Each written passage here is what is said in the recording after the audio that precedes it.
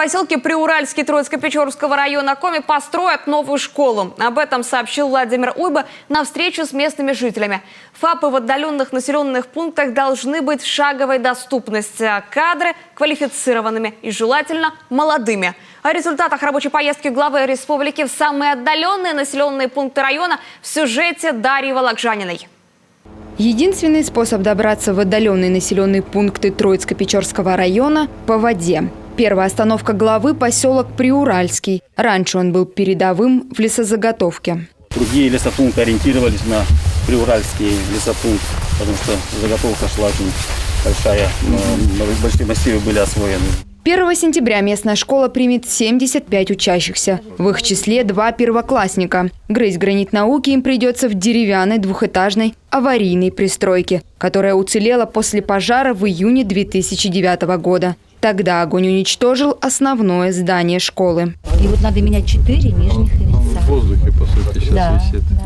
В новом учебном году школа ожидает и новые кадры – учителей английского, физкультуры и математики. Последний едет на север из Ростовской области. И хочу сказать, что в этом году, 23 августа, у нас высаживается настоящий педагогический десант. У нас приезжает учитель английского по программе «Женский учитель». Вот все лето мы вели с ней переговоры, мы сами туда ее направили, сами считали баллы, очень переживали, чтобы она прошла. Вопрос о строительстве новой школы в поселке стоит остро. В планах возведение школы на 80 учеников, с пришкольным интернатом на 20 мест и дошкольной группой на 20 малышей. Сейчас корректируют техзадания. Дальше проект ждут конкурсные процедуры и госэкспертиза. С учетом возможности завоза стройматериалов только в зимнее время, строительство начнется только в 2023 году. Да, добрый день. Следующая остановка Владимира Уйба – деревня Еремеево. На встречу с главой Коми собралась вся деревня. И сходу о проблемах. Вопрос медицинского обслуживания главный. Узкие специалисты доступны только в Печоре и Сыктывкаре. Мы сейчас приглашаем на работу 16 узких специалистов, весь профиль, в том числе и детский. Они приходят на работу, мы им платим повышенную зарплату, но они весь год, за исключением отпуска, они ездят в составе этой бригады по всей республике. Владимир Уйба в Еремеево посетил фельдшерско-акушерский пункт в деревянном здании сельского дома культуры. Он 1984 года постройки. Из помещений – кабинет приема и процедурный. Из медицинского персонала – 2 медработника, пенсионерки. Вот мы работаем 56 лет.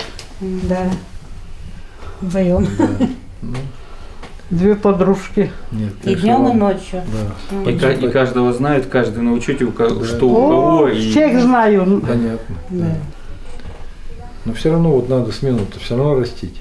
О новом ФАПе речь идет с 2014 года. Место уже определено за пределами деревни. Местных жителей это не устраивает. Говорят, зимой туда не добраться. Я столкнулся по республике именно с тем, что ФАПы привязывают вообще у чертах на куличках. Вообще за уже там закончился последний дом, еще от него строго на север 500 метров вообще в поле.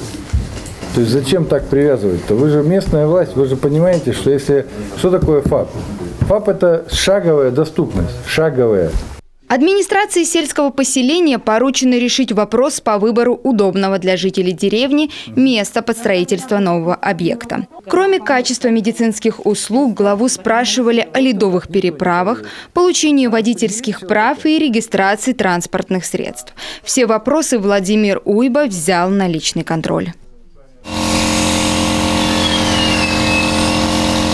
Во второй день командировки Владимир Уйба посетил Троицко-Печорск. Первый объект – строительство физкультурно-оздоровительного комплекса. Сейчас здесь собирают металлоконструкции. В новом спортивном учреждении будут залы для игровых видов спорта, тяжелой атлетики и фитнеса.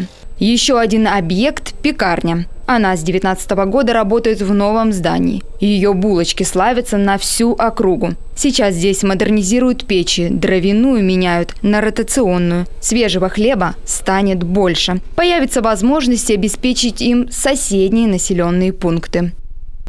Приобрели вот двускоростной тестомес для новых хлебов. Мы здесь зерновые, очень много, ассортимент большой. В Бородинске освоили, вот технолога приглашали осенью из Кирова, освоили на запас дарвинских водов, дарвинских вот, Бородинске. На встрече с активом районного совета ветеранов, главами сельских поселений и местными депутатами Владимир Уйба обсудил перспективы района. Особое внимание уделили ремонту и строительству дорог, транспортному обслуживанию, проблемам здравоохранения и образования. Дарья Вологжанина, телеканал Юрган.